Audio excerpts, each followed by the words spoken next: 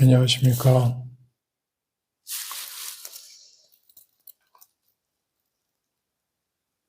사념초경을 기반한 기도에 대한 말씀 계속 드리겠습니다. 지난 시간에 이제 몸과 호흡에 관해서 말씀을 드리다가 시간을 초과하는 것 같아서 다음에 말씀드리기로 하고 끊었는데, 오늘 이어서 말씀을 드리겠습니다.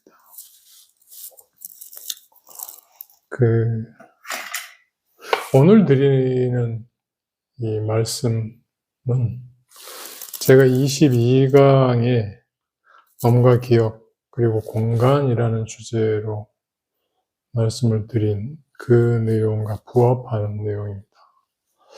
이 몸과 기억이라고 하는 부분은 사념초경에는 없습니다.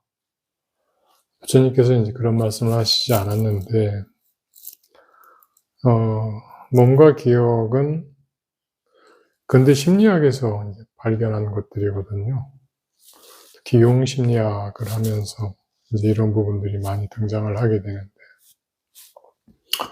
융이 동양 사상에 굉장히 심취해서, 그리고 또 프로이드와 달리 그 영혼의 존재, 그 다음에 그 조상들이 가지고 있던 삶의 형태에 따른 업식이라고 할 수 있는 부분들이 그 자손들과 어떻게 함께하는지. 그래서 융은 정신적인 원형 같은 것들을 많이 이야기하게 되고, 또 개인의 에고를 넘어선 집단의식, 그리고 이 우주와 자연이라고 하는 부분 안에, 그러니까 인간 내면을 개인의 어떤 차원, 혹은 뭐 신체의 차원을 넘어서 확장시켜서 이제 생각을 많이 했습니다. 물론 이제 그것 때문에 프로이드하고 또 결별도 했고요. 그래서 저는 이러한 부분들, 몸과 관련한 이런 부분들이 부처님께서 말씀을 하시진 않으셨지만 수행에 굉장히 큰 도움을 준다라고 생각을 합니다. 특히 기도의 입장에 있어서는. 그리고 또 제가 다른 앞전 시간에도 이제 그 말씀을 제가 드렸었는데, 저는 사후를 중심으로 해서 거꾸로 현재 의식을 이렇게 말씀드리는 경우가 많거든요. 그래서 보통 이제 오늘도 이제 누구 잘 아시는 분하고 이제 그런 얘기들을 하다가 그분께서 제가 하는 불교 얘기하는 것이 스님들과 다른 부분이 혼백령을 얘기하고 공간을 얘기를 한다. 그래서 이제 좀 다르게 느껴진다 이렇게 말씀을 하셨는데, 예, 정확한 말씀이에요. 스님들이나 부처님께서는 공간을 이야기하지 않습니다. 근데 제가 말씀드리는 공간이라고 하는 부분이 불교에 없는 것은 아니에요. 다만 그게 현대 양자 물리에서 좀 더 체계적으로 연구가 됩니다. 즉, 거기에 대한 시원적 사고는 불교에도 있었으리라고 생각을 해요. 공에 대한 특성으로서. 근데 그것을 하나의 어떤 주체적인, 무언가 어떤 하나의 동인으로서 이렇게 아주, 핵심적인 부분으로 끄집어내는 것은 현대 양자 물리거든요. 그래서 양자 물리학자들이 불교 쪽 텍스트들을 많이 끌어다 쓰거나, 반대로 양자 물리학자들이 부처님의 이 불경을 해석하는 경우들이 자주 있습니다. 그 얘기가 그 얘기하고 일맥상통하고 있기 때문에 그렇거든요. 그리고 두 번째, 혼백령 얘기를 제가 이렇게 말씀을 드리는 거는,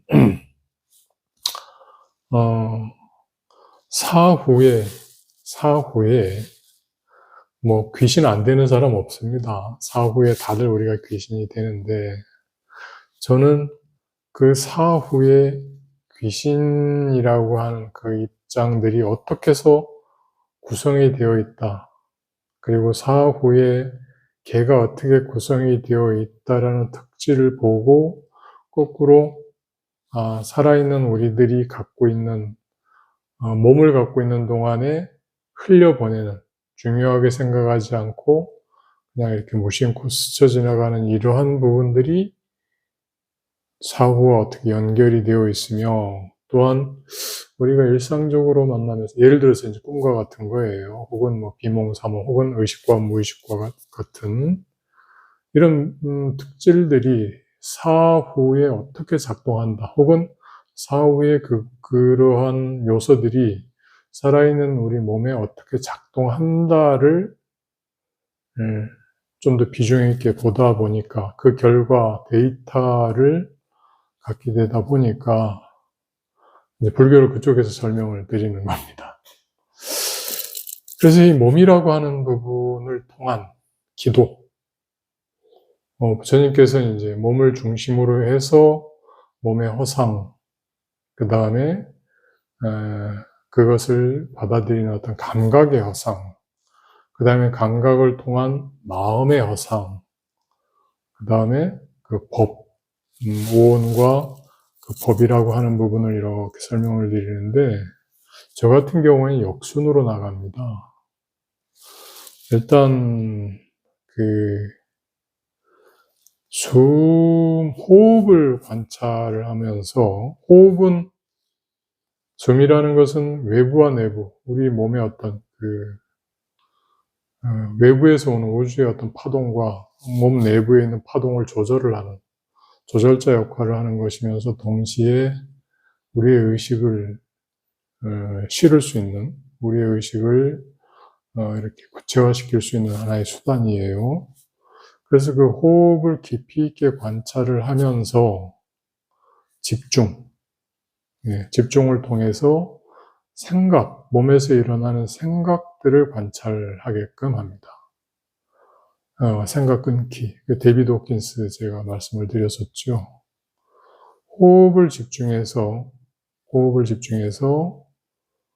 호흡에 일어나는 몸의 작용들을 살펴보면, 예를 들어서 내가 호흡을 이 코 위쪽, 숨을 이렇게 들이쉴 때 코 위쪽으로 해서, 비강 위쪽으로 해서 숨을 들이쉬는지, 안 그러면 비강 밑으로 해서 숨을 들이쉬는지 한번 해보세요. 실제 내가 이렇게 그냥 숨을 들이쉴 때, 숨을 땡길 때 이렇게 이마 쪽으로 숨을 땡겨서 밑으로 내리는지, 아니면 바로 이 고강 위쪽으로 해서 바로 이렇게 내리는지. 이 위쪽으로 땡기는 분들이 상당히 많습니다. 이마 쪽으로 땡기는 분들이. 이마 쪽으로 땡기는 분들은 대부분 다 편두통을 앓습니다. 그리고 두 번째, 목에다 힘주고 호흡하시는 분들이 있어요. 내가 호흡할 때 목을 이렇게 꽉 힘을 주고, 목에 힘주는 분들은 대부분 다 이 뒤통수에도 힘을 줍니다. 그리고 세 번째, 가슴. 이 흉곽 위쪽으로,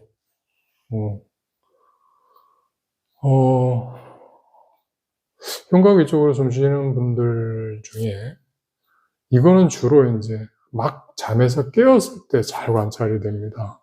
내가 아침에 탁 의식이 돌아와서 눈을 뜰 때쯤 내가 지금 숨을 어디로 쉬고 있지, 어느 쪽에 힘을 주면서 숨을 쉬고 있는지를 한번 살펴보세요.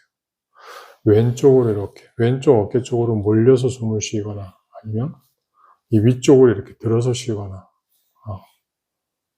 오른쪽으로 숨을 쉬는 경우는 잘 없습니다. 그러나 왼쪽으로 이렇게 숨을 몰아서 왼쪽에다 무게를 주고 숨을 쉬는 분들이 왕왕 있습니다. 그리고 또 한 가지는, 내가 호흡에 집중해서 숨을 쉬라, 혹은 호흡을 관찰하라 이렇게 말씀을 드리면, 윗배, 즉 위에다가 힘을 주고 이렇게 숨 쉬시는 분들이 있어요. 단전 호흡할 때 단전 호흡을 실패하는 가장 큰 이유가 배에다 힘주고 호흡을 해서 그렇습니다. 주로 긴장을 많이 하시는 분들이에요. 어려서 부모님들이 무서웠던 분들이 이 배에다 힘주고 호흡합니다. 위에다가 힘을 줍니다. 명치 바로 아래에다가. 그런 분들은 호흡을 하면은요, 처음에 몇 번은 할 수 있어요. 그러나 좀 있으면 숨이 차서 도저히 안 돼요. 그러니까 호흡하는 것도 사실 가만히 따지고 보면 그냥 숨을 들이쉬고 내쉬는 일이 아니라 그 사람이 가지고 있는 감정과 혹은 어떤 그 기억들, 이런 부분들이 신체 작용과 함께 하면서 숨을 쉬게 됩니다. 만일에 우리가 그것을 모르고 그냥 기도를 한다라고 생각을 한번 해볼까요? 내가 지금 조바심이 나서 기도를 합니다.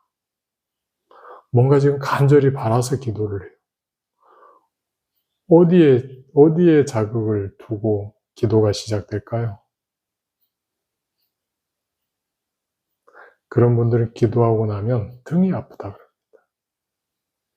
우리 체했을 때 아픈 것처럼. 그러면 기도 안 됩니다.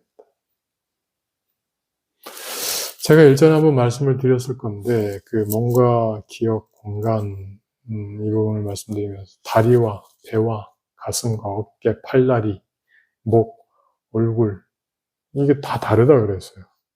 기억이 저장되는. 필요하시면 나중에 한번 다시 돌려서 다시 한번 봐보십시오. 거기서 제가 그렇게 얘기를 해놨을 겁니다. 내가 두려워하는 어떤 대상에, 혹은 두려워하는 감정에, 두려워하는 어떤 장면 안에 빠지면은요, 두려움은 머리에서 일어나는 게 아니라 다리와 배에서 먼저 일어납니다. 근데 사람들은 내가 지금 두려워하고 있다는 생각도 못하고 그냥 그 생각에 자연스럽게 빠집니다. 이게 인간의 백의작용이에요. 백은요, 우리가 그것에 빠지는 줄도 모르고 그것에 몰입되는 거예요. 쉽게, 우리가 그 흐름이 있는 줄도 모르고 자연스럽게 거기에 빠져버립니다. 자, 예를 들어서 이런 거예요. 참선을 한다거나 화두를 한다거나 기도를 한다거나 할 때 우리는 이렇게 앉아있긴 하지만 어느 순간에 다른 생각을 합니다. 나도 모르게. 그리고 다른 생각을 하고 있다라는 생각도 느끼지 못하고 그 생각을 따라갑니다. 그러다가 아차 하는 순간 내가 딴 생각에 빠졌네 하고 돌아옵니다. 너무나 자연스럽죠. 뭔가가 의식되지도 못한 상태에서 내가 스무스하게 그냥 끌려갑니다. 자, 그렇게 끌려가는 것이 인간의 식이에요. 따라서 산매에 깊이 빠지는 것도 그 식이고요. 식의 작용이고, 다른 생각, 온갖 잡생각에 깊이 빠지는 것도 그 식의 작용입니다.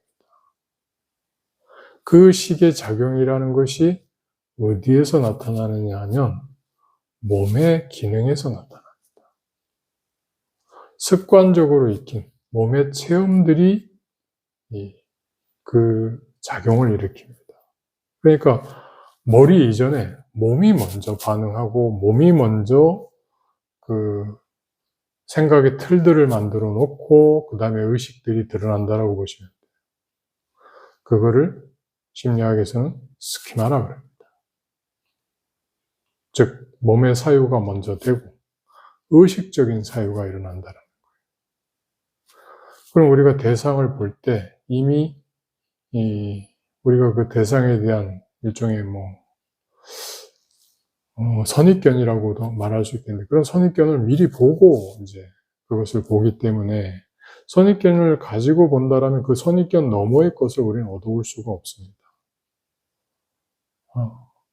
잘 알아보고 놀려면 소뚜껑 보고 놀랄 수밖에 없어요. 그러한 구조가 내게 있었다라는 것을 먼저 봐야 됩니다. 먼저. 그래서 그러한 것들을, 그러한 영향들을 내가 알아채는 순간, 그리고 그러한 것들의 영향력으로부터 내가 벗어나려고 노력하는 순간, 그 순간부터 기도가 시작이 되는 거예요. 출가는 요때 시작이 됩니다. 내가 내 조상 혹은 내가 현재까지 살아오면서 갖게 된 일종의 게슈탈트, 스키마 구조를 구체적으로 이렇게 알고 그거를 벗어던질 준비를 하는 것으로부터 마음의 출가가 시작이 되는 거예요. 때문에 이제 몸을 살핀다라고 하는 부분, 호흡을 통해서 몸을 살핀다라고 하는 부분은 부처님은 이제 들이쉬는 숨과 내쉬는 숨 혹은 몸의 어떤 그 4대 요소, 지수화풍의 4대 요소와 몸이 가지고 있는 어떤 부정성, 예를 들어서 묘지에 대한 관찰, 죽음, 시신에 대한 관찰, 그 다음에 우리 몸이 가지고 있는 각각의 어떤 특성들에 대한 관찰, 이런 것들을 하면서 몸을 낱낱의 곳으로 분해해서 몸에 대한 어떤 그 구조 자체를 명확하게 이해하고 거기에 더 이상 결합된 의미를 두지 마라 라는 쪽으로 이렇게 말씀을 하시는데, 그렇게 말씀하시는 것도 맞는데 우리가 그러한 것들을 아무 생각 없이 볼 수밖에 없는, 즉 식이 일어나면서 그 식이 만들어지는 전체적인 과정으로서의 어떤 틀, 바탕으로서의 몸이라고 하는 부분을 보아야만이 우리가 사후에 백이라고 하는 부분을 백이라고 하는 부분을 정화시킬 수 있게 됩니다. 부처님께서는 빙의에 대해서 말씀하시지 않죠. 근데 빙의는 바로 이 백에, 그리고 몸의 기억에 의해서 만들어지고 그것에 의해서 이루어지는 현상들입니다. 때문에 그리고 호흡을 통해서 내 몸의 감정을 잃는 것, 우리 기도 과정 안에서 필히 시작을 하셔야 돼요. 그리고 그러한 감정들이 일어나는 것들을 그냥 있는 그대로 관찰하셔야 됩니다. 내가 대상을, 좀 격한 말로, 내가 이 사람과 이 상황을, 이 장면을 다리로 보고 있구나. 내가 이 상황을 배로 보고 있구나. 이걸 아셔야 돼요. 배로 본다 이상하게 들리시죠? 예. 해보시면 아마 제 말이 이해가 될 겁니다. 그렇게 하고 나면 그 몸의 기억이라고 하는 부분과 함께, 이 몸의 기억이라고 하는 건 결국에 몸과 기억이라고 하는 두 가지가 서로 이렇게 다른 것이 결합되는 거거든요. 즉, 몸이라고 하는 물질 안에 기억이라고 하는 정신이 결합이 되는 거예요. 그래서 이건 차원이 서로 다른 것들이 하나의 어떤 형태로 이렇게 결합이 되게끔 되어 있는 것이라서 신체 물질과 비물질 정신 에너지라고 하는 부분이 상호작용할 수 있게끔 되어 있다는 걸 알게 됩니다. 네.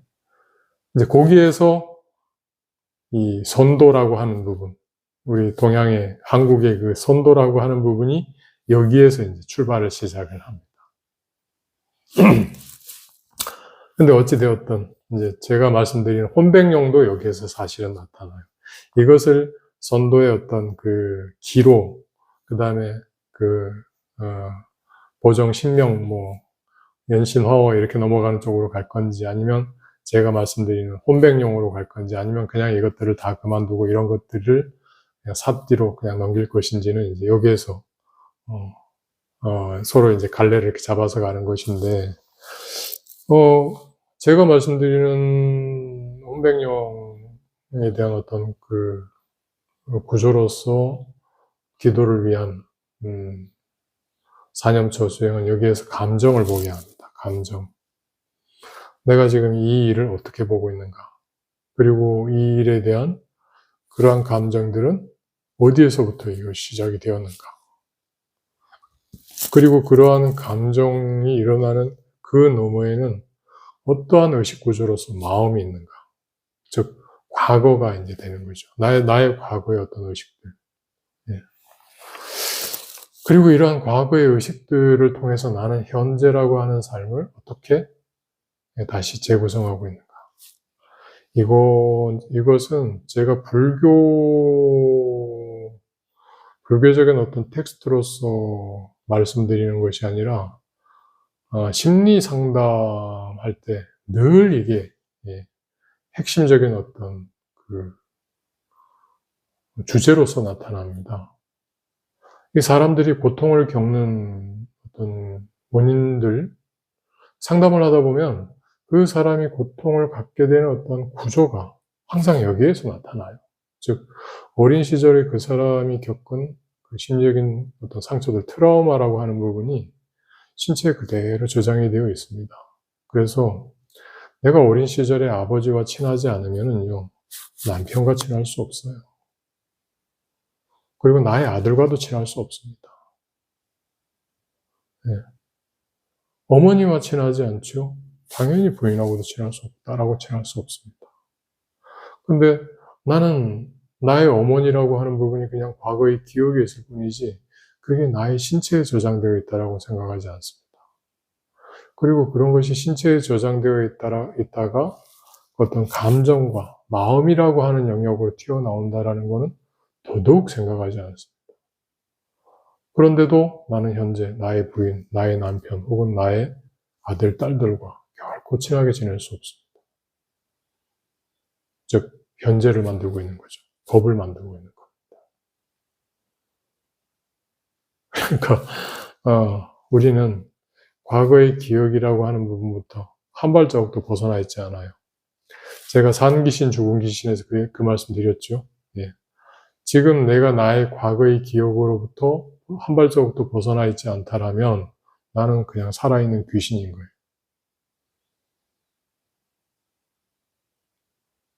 이거는 불교가 아니라 상담에서 그렇게 고조화되어 있는 겁니다.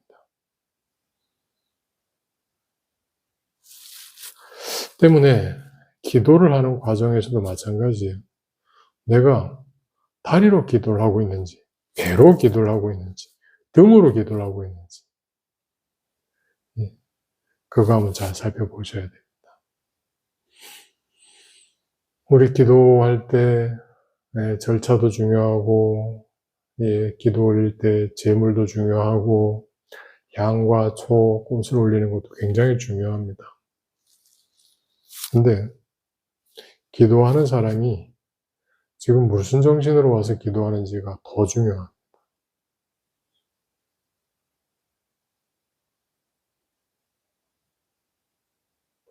내가 나를 넘어설 수 있어야 그 기도 대상을 향해서 나갈 수 있습니다. 그래서 제가 밖에서 구하지 마라 라고 하는 부분이 내가 준비되어 있지 않으면 내가 아무리 외부의 그 대상을 간구한다 하더라도 만날 수 없기 때문에 그렇게 말씀드리는 겁니다. 그래서 부처님 사념처 중에 이 몸에 대한 부분들, 부처님은 저와 말씀을 좀 달리 하셨습니다만 제가 사념처 말씀을 드리면서도 부처님의 어떤 그런 관신부정, 신념처관에 대해서는 좀 다르게 이렇게 말씀을 드립니다만은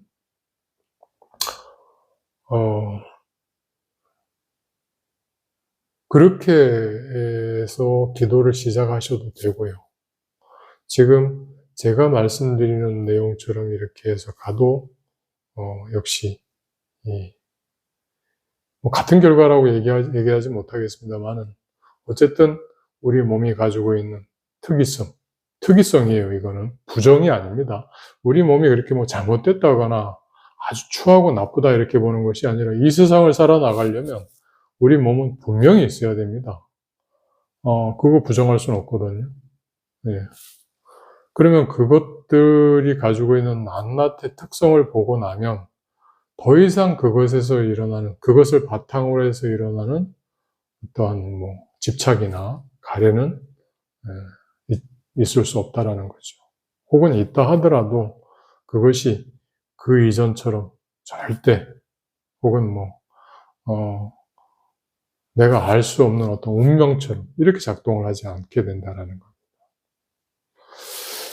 그래서 그 몸과 기억, 바디스캔이나 혹은 그 명상을 통한 어떤 그 신체의 감정, 기억 이런 것들을 이렇게 읽어내는 그런 습관들, 혹은 생각 끊기, 데이비드 호킨스의 생각 끊기와 같은 이런 방법들을 통해서 일단 나의 몸을 먼저 살피고 그 몸에서 나타나는 주요한 특성들을 넘어선 상태에서 기도가 시작된다라는 거, 오늘 마저 말씀을 드리고 마치도록 합니다.